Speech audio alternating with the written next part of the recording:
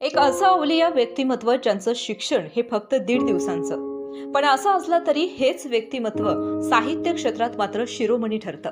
त्यांचं साहित्य परदेशात देखील आवडीने वाचलं जातं आणि त्यांच्या साहित्याने प्रभावित होऊन रशियासारख्या मॉस्को शहरात त्यांचा पुतळा देखील उभा राहतो.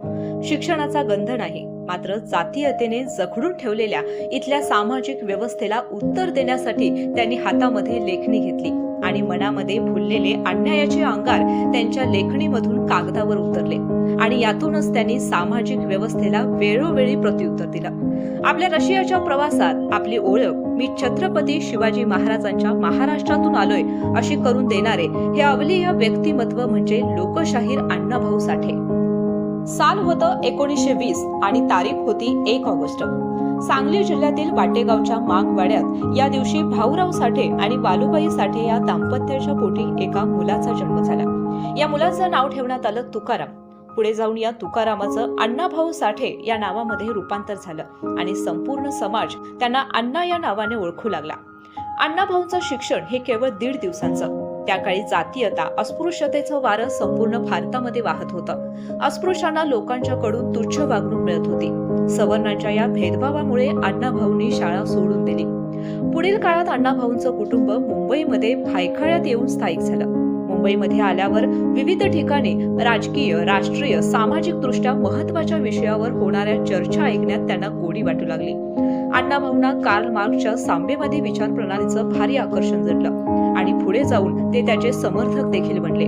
त्यामुळे बुद्धिमान असलेले तुकाराम म्हणजेच अण्णाभाऊ साठे कम्युनिस्ट विचारसरणी असलेल्या तरुणांच्या मध्ये अधिक लोकप्रिय झाले. भारतीय स्वातंत्र्यानंतर उच्चवर्णीयांचे भारतावरील शासन त्यांना मान्य नव्हतं. म्हणून त्यांनी 16 ऑगस्ट 1947 मध्ये मुंबई येथे 20,000 लोकांचा मोर्चा काढला. या आजादी झूठी है, देश की जनता भूकी है अशी घोषणा त्यांनी या मोर्चामध्ये दिली. इंडियन पीपल्स थिएटर असोसिएशन मध्येही ते महत्वपूर्ण व्यक्तिमत्व होते, जी भारतीय कम्युनिस्ट पक्षाची एक सांस्कृतिक अशी शाखा होती. आणि संयुक्त महाराष्ट्र चळवळीमध्ये ज्याने भाषिक विभागातून वेगळे मराठी भाषा राज्य निर्माण करण्याची मागणी केली होती. खरं तर अण्णाभाऊ साठे यांचं संयुक्त महाराष्ट्र चळवळीमध्ये देखील खूप मोठं मोलाचं असं योगदान होतं. त्यांनी आपल्या शाहिरी आणि लेखणीमधून संयुक्त महाराष्ट्राची गरज ही लोकांच्या पर्यंत पोहोचवली आणि या चळवळीमध्ये सक्रिय असा सहभाग घेऊन या चळवळीला त्यांनी वेगळी दिशा दिली. त्यानंतर अण्णाभाऊ साठे डॉक्टर बाबासाहेब आंबेडकरांच्या विचारसरणीने अनुसरून दलित कार्याकडे वळले. जग बदल घालून खावं, गेले सांगून मज भीमरावं असं म्हणत त्यांनी दलित व कामगारांच्या अनुभवांना प्रकट करण्यासाठी कथांचा वापर केला. त्यांनी अनेक अनमोल अशी साहित्याची रचना केली. त्यांच्या फकीरा या कादंबरीने तर जागतिक इतिहासच रचला.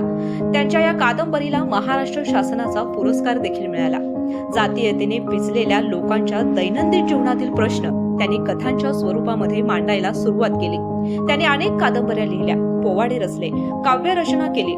माझी मैना गावाकडे राहिली हे कामगाराच्या जीवनावर आधारलेलं त्यांचं गाणं आजही सगळीकडे प्रचलित आहे.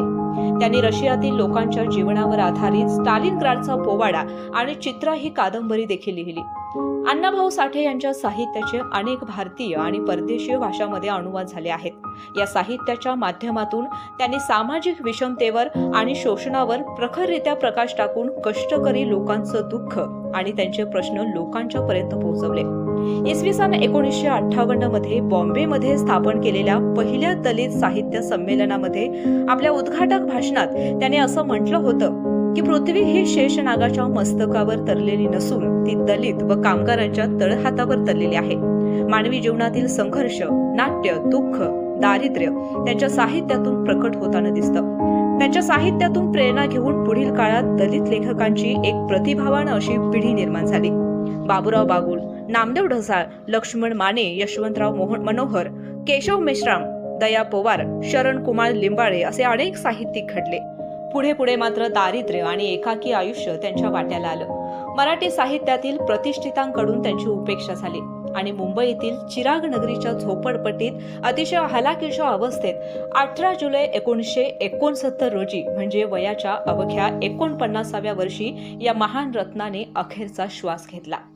मित्रांनो, ही माहिती तुम्हाला कशी वाटली हे कमेंट करून मला नक्की सांगा आणि अशाच नवनवीन माहितीसाठी आमच्या चॅनलला सबस्क्राईब करा.